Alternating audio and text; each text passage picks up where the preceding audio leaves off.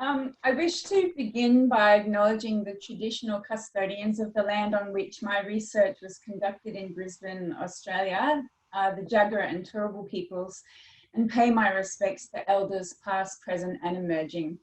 I'd also like to kindly thank Luda and the organising committee for the New Normal Conference, in which I'm very excited to participate. As Luda said, it's 6 p.m. here, so I'll do my best to stay through to the end in the program, but that will be 5 a.m. in the morning, so I'm very grateful for the recording. Okay, to begin, fashion and material culture studies have focused on shoes, fans, gloves, purses and bags, jewellery and other accoutrements, while the use of the mask in fashion collections and media has been relatively ignored as a prop. In this short presentation, I hope to weave a broad yet persuasive overview of fashion masks as more than just a 21st century pandemic accessory.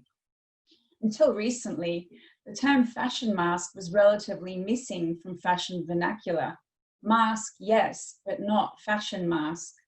Prior to the COVID-19 pandemic, a quick search of fashion masks in Google or any other search engine would yield results that primarily show Viennese masquerade and carnival masks, which for the most part cover the eyes as opposed to the mouth. Masks covering the mouth did appear, though when they did, these were rarely designerly, so to speak, but instead were often shown to pragmatically protect identity, scramble face recognition technology, resist anti-masking laws, or mitigate exposure to bad pollution. However, masking has been a rich and ongoing practice for many cultures, with masks worn in both secular and ritual circumstances and performances. It's important to differentiate masking practices here and recognize that ritual, ceremony, and initiation masks worn by First Nations people possess specific cultural and symbolic purposes across time and cultures. The collection practices in previous centuries whereby masks were taken, exercised under the guise of ethnographic and anthropological research, is now acknowledged as unethical. This early declaration is vital due to the necessary project of decolonization that's underway in the 21st century. My research upholds my respect for First Nations people, so while I mention First Nations masks and masking here, I won't be pursuing this as a part of my presentation. At the heart of masking is the concealment or obscuring of identity. Masks enable the wearer to occupy and enact alternative identities, perform without fear of reprisal, and maintain anonymity. They are therefore very useful tools to analyse human behaviour. Yet while the mask is a pervasive feature within fashion and popular culture, they have remained, until recently, largely unrecognised as an influence in fashioning identity today. I'd like to very briefly trace a history of the fashion mask to demonstrate it as a part of fashion that is now in revival, as opposed to being a new accessory, as most media would have us believe. From the 16th century, the notion of masking emerged alongside the concept of privacy as a result of the civilizing process that developed during the long 18th century. Christoph Hale noted, by means of deliberately obscuring one's own identity, relatively unrestrained and even new forms of social interaction could become possible. This is famously illustrated in Wenceslaus Holler's Winter, one of a series of images of masked women in London produced in the 17th century. Hale went on to note that Holler associates the wearing of masks as a standard accessory rather than an element of fancy dress with London. However, precedents are found, sorry, I've gone too far. There we go. Precedents are found in other parts of Europe in the latter part of the 16th century, as seen by the examples on the screen. Not only did masks serve as seasonal protection, as seen in image 3, a horseman with his wife in the saddle behind him, habits de France, they also concealed identity and could therefore encourage modified behaviour. As Hale has said, the mask assumed a dialectic function of repellent and invitation. And as the use of masks wore on into the 17th century, the wearing of masks also avoided being read in terms of the emerging pseudoscience, physiognomy. Oftentimes, the use of the vizard, as it was commonly referred to, was ridiculed, as you can see there in image 1, The Vanity of Women, Mars and Basileska. Evidence of its reception is not only found in paintings and etchings of the time, but also numerous references documented in poetry, prose, plays, and other forms of literature. Here we can understand the mask becomes a tool emphasizing fashion's capacity to magnify identity and identification within social and class systems. It also invites gendered analysis, since the vizard effectively silenced the wearer, or the woman, who affixed the mask to her face by holding the bead placed in her mouth. As the distinction between the private and public became cemented in burgeoning cosmopolitan life and conduct, Efrat Silon notes that people cultivated the practice of turning their faces into a mask by managing their emotions and avoiding eye contact.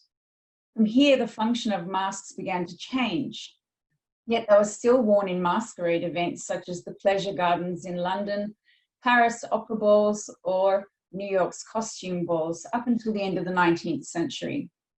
Masquerade balls affected a separation of masks from the use in previous everyday urban activity to a more carnivalesque use within masquerade events. From here, the practice declined somewhat, where it metaphorically was incorporated into the art of self-presentation and self-branding. In the early 20th century, masks re-emerged in the context of fashion's symbiotic relationship with art, and particularly in its union with surrealist art. Masking was adopted in this sense of self-presentation and branding by surrealist artist Laini, whose paintings were as spectacular as her masked costumes, and the early gender-bending Claude Cahun, whose transgressive and agentic identity constructions are now well documented. Perhaps more well known in fashion studies, however, were the creations of fashion designer Elsa Schiaparelli, who is credited with making surrealist art wearable.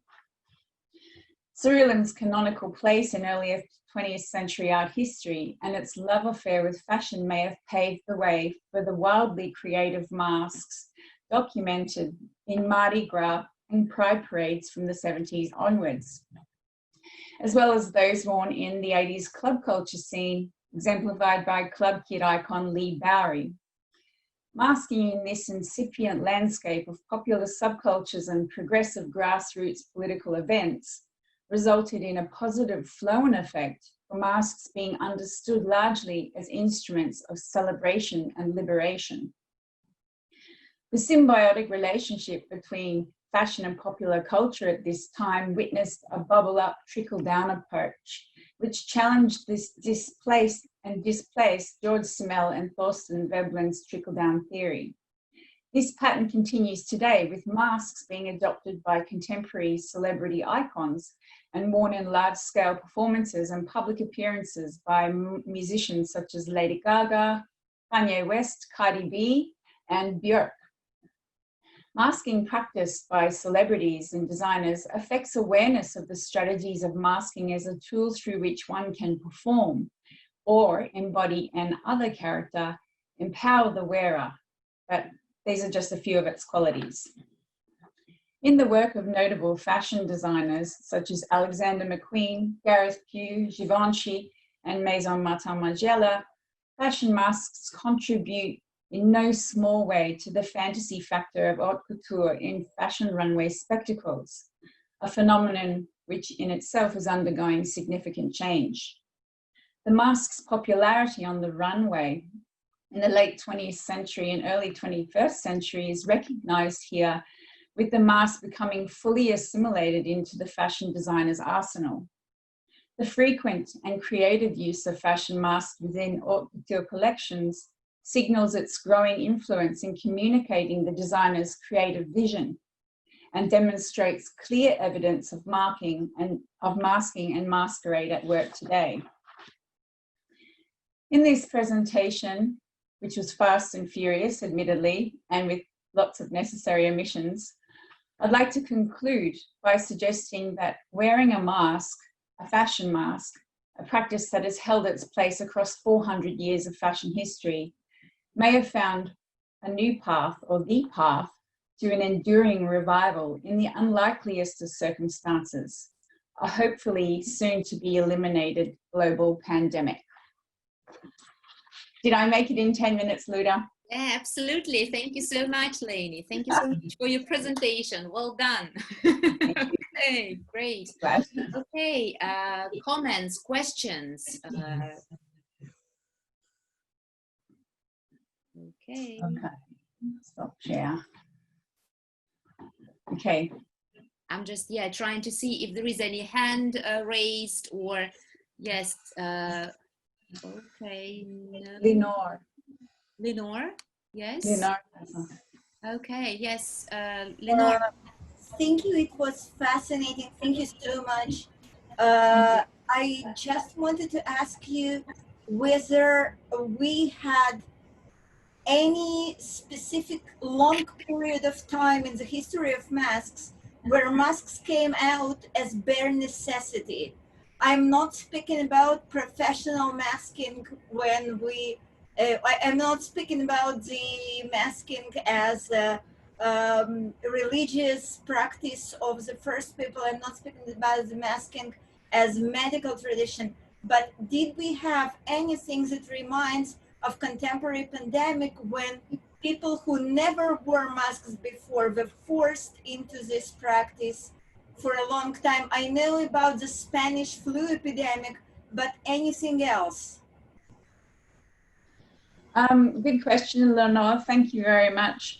I have been aware of, I mean, of course, I didn't cover medical masks. You know, you could look at those 17th century plague doctor masks, but I didn't cover medical masks. But from because my research is in its infancy here, from what I understand, that when it comes to masking, war and plague have been particularly from the Spanish flu onwards, but prior to that, only doctors wore masks, and medical inventions along the way had sort of begun these discussions of people should be wearing masks, but often they were dismissed.